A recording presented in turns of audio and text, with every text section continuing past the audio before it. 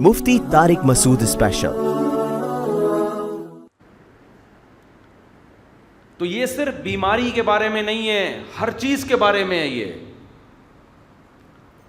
دنیا میں پریشانیوں سے لڑنے کے لیے آپ کے اندر اللہ نے ایک روحانی طاقت رکھی ہے۔ اگر دنیا کی محبت غالب آ جائے نا تو اس دنیا کی محبت آنے سے ایک لاشعوری خوف بھی ساتھ آتا ہے کہ دنیا چھن نہ جائے۔ یہ چھننے کا خوف آپ کے اندر روحانی طور پر آپ کو کمزور کر دیتا ہے، دنیا چھننے کا خوف۔ اس کا طریقہ یہ ہے کہ دنیا سے دوستی مت کرو، دنیا کو لفٹ بولو مت کراؤ، لفٹ ہی نہیں کراؤ بھائی، چھن جائے تو چھن جائے، بھاڑ میں جائے۔ ایسی کی تیسی کا لفظ یاد رکھ لیں، بڑا زبردست لفظ ہے۔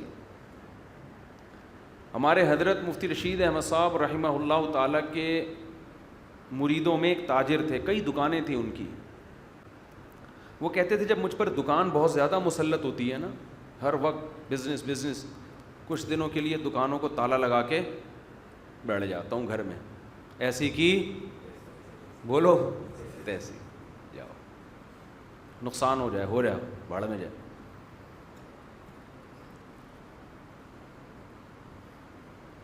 ہر چیز کا علاج وظیفوں میں نہیں ہے، سمجھتے ہو؟ ہمارے پاس سکون کے لیے کیا چاہیے لوگوں کو؟ وظیفے۔ علاج کے لیے آمادہ نہیں ہوتے۔ ایک حکیم کڑوی دوا دے رہا ہے آپ کو، کریلے کا شربت پیو، جوس پیو، آپ کہہ رہے نہیں وظیفوں پہ ٹھیک ہو جاؤں، ڈاکٹر کہہ رہے یہ کڑوی گولی کھانی پڑے گی، حکیم کہہ رہے یہ کڑوا جوس پینا پڑے گا، وظیفے سے تھوڑی ٹھیک ہوگے۔ دل سے پیسے کی محبت کو نکالنے کے لیے ضروری ہے کہ دکان بند کر کے بولو گھر بڑھ جائے، ایسی کی ایسی بھاڑ میں جائے۔ خام خامے نہ بند کرو اگر مسلط ہو رہا ہے، اتنا مسلط، اتنا ہر وقت فات بھائی کو سمجھایا پھر بھی موبائل میں لگے۔ یہ بھی کہیں بزنس کوئی میسج بھیج رہے ہوں گے، یا تو شادی کی کہیں چل رہا ہوگا سیٹ اپ۔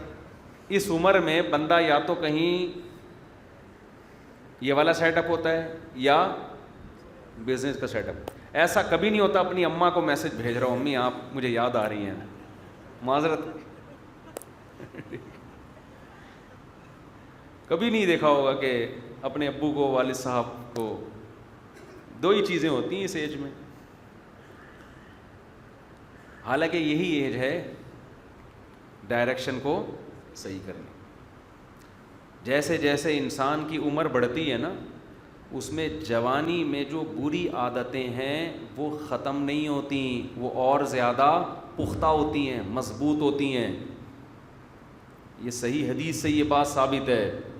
جوانی میں توبہ کرنا، برائی سے بچنا آسان، جیسے جیسے عمر بڑھ گئی جو خوبی ہے وہ بھی پختہ اور جو برائی ہے وہ بھی مضبوط ہوتی چلی جائے گی۔ اس خوش فہمی میں نہیں رہنا چاہیے ہم توبہ کریں گے بوڑھے ہو کے۔ آپ دیکھ لو غیر مسلموں میں نوجوان ٹین ایجز، ان میں اسلام قبول کرنے کا ریشو زیادہ ہے۔ جتنے میچور ہوتے چلے جائیں گے نا، عمر پکی، اتنا ہی توبہ کی توفیق سلب ہوتی چلی جاتی، ختم ہوتی چلی جاتی، حالانکہ قبر کے قریب ہو رہے ہیں۔